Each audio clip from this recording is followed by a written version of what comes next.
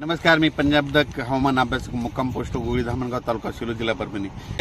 तर सर्व शेतकऱ्याला पहिले आनंदाची बातमी, कारण की राज्यामध्ये या बार्शी तालुक्यामध्ये म्हणजे ह्या भागामध्ये सोयाबीन शेतकऱ्याचं काढायला आले म्हणून 12 तारखेपासून तर जवळपास 19 तारखेपर्यंत या भागातील पाऊस उघडणार आहे म्हणून या बार्शी तालुक्यातल्या म्हणजे धाराशिव जिल्ह्यासाठी आनंदाची बातमी।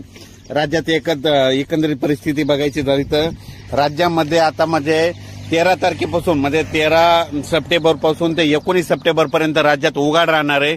ज्या शेतकऱ्याचं सोयाबीन आलेलं असेल तुम्ही काय करा, हे 8-10 दिवसात काढा, एक दिवस ऊन द्या, नंतर त्याच्यानंतर झाकून ठेवा म्हणून हे अंदाज लक्षात घ्यायचा।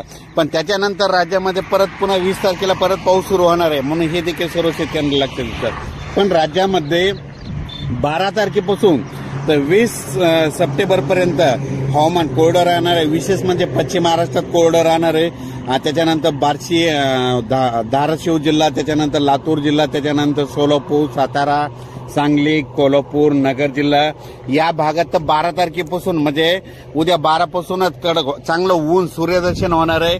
आणि ज्यांच्या शेतकऱ्याचा उडीद असेल, ज्यांचं सोयाबीन काढणी चालू आहे त्यांच्यासाठी ही आनंदाची बातमी। राज्यात सांगायचं झालं तर आज देखील म्हणजे आज आहे 11 सप्टेंबर, आज पूर्व विदर्भ या भागात पाऊस म्हणजे तुरळक ठिकाणी चालू राहणार आहे म्हणून हा अंदाज लक्षात घ्यायचा। त्याच्यानंतर पश्चिम विदर्भात देखील आज आणि उद्या 12 तारखेपर्यंत पाऊस असणार आहे म्हणून हा अंदाज लक्षात घ्यायचा। पण विदर्भामध्ये मात्र 14 तारखेपासून चांगलं सूर्यदर्शन होणार आहे। त्यांच्यासाठी ज्या शेतकऱ्याचं सोयाबीन आलेलं आहे त्यांना त्या 8 दिवसात आलेलं असलं तर तुम्ही काढा, झाकून ठेवा। नसता परत शेतकऱ्याला सांगू इच्छितो तुमच्यासाठी परत म्हणजे सोयाबीन काढणीसाठी शेतकऱ्याला यावेळेस वरून राज्य चान्स देणार आहे, म्हणजे विश्रांती घेणार आहे, सोयाबीनच्या वेळेस विश्रांती घेणार आहे म्हणून हा अंदाज लक्षात घ्यायचा। तारखेच्या नंतर परत पाऊस येणार आहे म्हणून हे लक्षात घ्यायचं।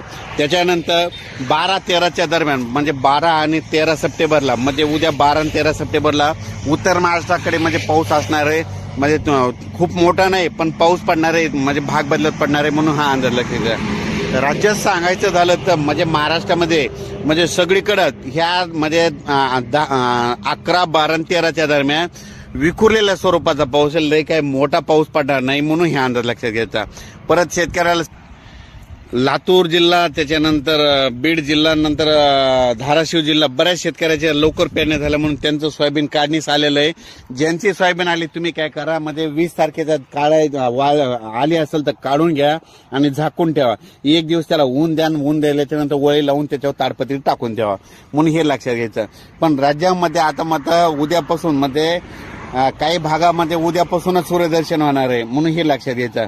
आणि काही भागामध्ये समजा पूर्व विदर्भ, पश्चिम विदर्भ मात्र 13 तारखेपासून सूर्यदर्शन काढणार आहे म्हणून हे लक्षात घ्यायचं। अचानक वातावरणात बदल झाला तर लगेच एक निश्चित दिला जाईल। पण राज्यात मात्र परत 19 तारखेला 19-20 तारखेला पुन्हा पाऊस येणार आहे म्हणून हे देखील सगळ्यांना लक्षात घ्यायचं। अचानक वातावरणात बदल झाला लगेच एक निश्चित दिला जाईल। धन्यवाद।